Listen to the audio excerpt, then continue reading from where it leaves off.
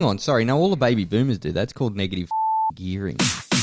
This is The Burble with Benny and Az. Do you know, if someone's just stuck in, a rotating mindset and they just can't stop, they're habitual. That's the word for it, right? Habitual. Habitual. Mate, you're a habitual, I don't know what. It's really hard for them to break out of the habitual mindset that they have. The cycle. And you know what? It happens with people who are healthy, fitness fanatics. They go to the gym because, I have to go to the gym because they say it makes them feel good and all that kind of stuff. I don't see anything. I'm not at that stage where I go, maybe I should look after my health. But I don't find lifting weights enjoyable at this stage. That to me just seems like wasted time. Yeah, and I've got a backload of shit that I need to watch on Netflix and stuff that's saved on Foxtel. Yep. It's hard to break people out of that. So we understand that's why it's so hard for alcoholics to get off the drink. It's so hard for people who are addicted to drugs. Yeah. Or smokers, for example. Smoking's a good one. Smoking is a good one. Because it's bloody hard to give up. I'm really impressed, though, by people who stick to their guns. Those individuals who, in the face of adversity, despite as past failures, insist on doubling down and staying the course. You know, when Einstein, for example, said that the definition of insanity is to do the same thing again and expect a different result. Yep. That is insanity. He was talking about quantum physics, by the way. He was, yes. But what he failed to mention, that this was also, loosely speaking, the definition of tenacity, to not readily relinquish a principle, to not get easily dispelled. Am I right in doing that, in explaining it that way? But it was very verbose. It was. I was exemplifying my dichotomy of grammatical language. So you talk good about people who don't do different things. Well, anyway, that's some highbrow language. But now back to the...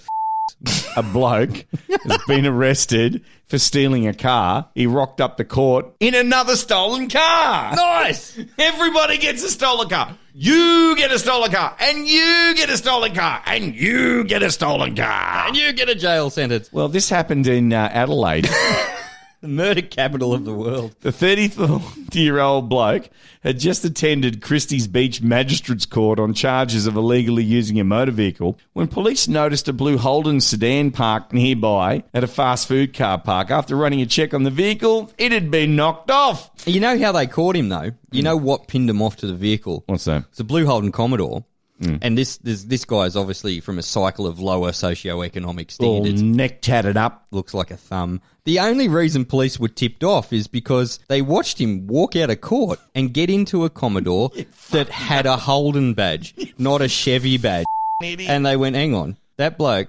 Are they worse? What? Are they worse? Like, I'm asking the question here. Do you keep the Holden badge on a car which was clearly built in Australia by the Holden factory, or do you change the badge because that's exactly what it is? Those Chevy badges. Don't the Chevy badges come with Centrelink applications? I have no idea, but the thing is, my computer, for example, like most computers these days are no-name brands. You buy the components unless you're one of those people who are sucking into the financial deal to get the new compact Presario down at Harvey Norman, right? No, stop it now. Okay, but you understand, right? But if it's got an Intel thing in there, can you get little packages that say, no, it's not a compact, it's driven by an Intel. I'm going to put an Intel badge on the front of my computer. Yeah, you can. Yeah. But see, that's the thing. It's a bogan thing to do. Why do it then? Because, I don't know, they must just enjoy having penises stuck on the front of their cars. Sure. Anyway. And their foreheads. So they waited for him to come back to the vehicle. Of course they did. So he saunters back over down the Hungry Jack's car park where he's left it there after he's faced the beak. Him and his other three mates in fully sick apparently he was with his hot missus. You know, with a nose star. The green boob tats. And 900 kids in tow. Turned up the court. Shut up, Yaden. Shut up, Hayden. Shut up, Tyson. I'll get your fathers to come out of here and smack every one of them. Sorry. Turned up the court in the bloody jeggings with Ugg boots. No, he had his best feeler gear on. No, she did. Ah, yeah, she would have with the fur hooded, jacket that she's got. We're painting too much of a picture. Anyway, dumb got arrested, and it was by a female cop as well, and he wasn't real pleased about that. Yeah, you got arrested by a girl. The woman was granted bail, and then she's set to attend the court next month. Now, authorities hope that she's going to refrain from a Grand Theft Auto entrance and opt for public transport. And then they also said that they're hoping for when his partner attends court next month, she catches the bus and will break the vicious cycle. Maybe she should ride a vicious bicycle. Without a seat. Loose talk, even looser opinions. This is the best show on earth. This is The Burble. Ever thought you'd donate your body to science, Az? I think they'd donate straight back. Remember when we were living together and it was on SBS? It was Gunther. The plasticizer. What was the show called again?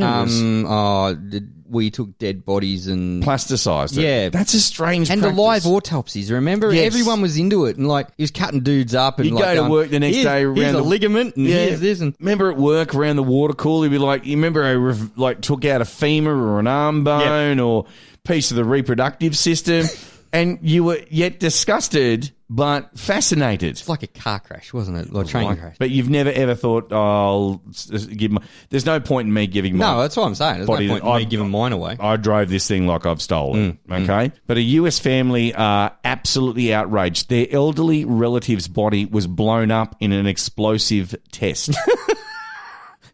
Doris, don't just stop laughing, mate, because this is no. But shit, seriously, Doris's body was donated to science after her death in 2013, with her family believing the remains would be used to study the effects of Alzheimer's disease, which is something that the scientific world, medical world... Yeah, fair call. Fair call. It's a fair call. Instead, no. Her body was sold to the US Army for explosives testing. I'm sorry, I shouldn't be laughing, but You this shouldn't. is America. It is. Now, look, she was then supposedly strapped in a chair on some type of apparatus, and a detonation took place underneath her to basically get the idea of what the human body goes through when a vehicle is hit by an IED, which, for those of you playing at home and you don't know what that is, that's an improvised explosive device. Roadside bomb. Now, there was actual wording on the paperwork about performing this stuff. So, performing medical tests may involve explosions, and they said no. We checked the no box on that, but the family are now suing the Biological Resource Centre,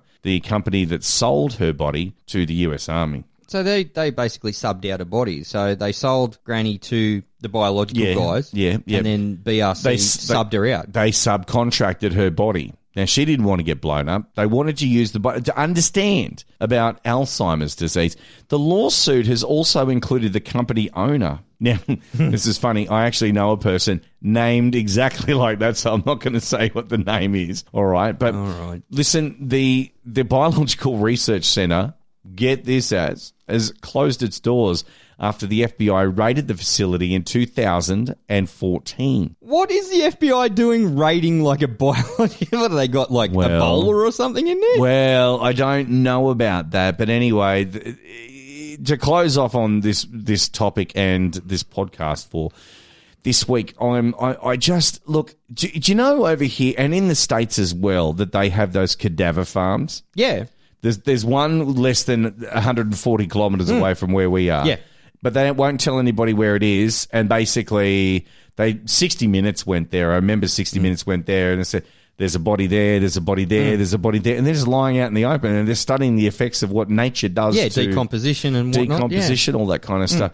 Why would you donate yourself to that? Well, you don't need your bits after you're gone, really. Understand, but seriously, it's a good way for you and other corpses or spirits or souls just to get together and just go like, just hang out. You're getting old there, Roger. Look at that. So I can see wombat shit near you. Like, did he have a nibble or something like that? It's a talking point for ghosts, don't you think? Down the Cadaver farm. Really know what ghosts talk about. Could you imagine like animal ghosts and shit? Like we're talking chicken farms and stuff like that. They would just be like billions. You wouldn't be able to hear anything. Imagine like ghosts of ants. The ghosts of ants. Wouldn't that be annoying? Fuck, that sounds like a Bryce Courtney book. The Ghost of Ants. The Ghost of Ants. The story about a colony that's tried to survive for centuries in depression and how a queen is sick of laying eggs.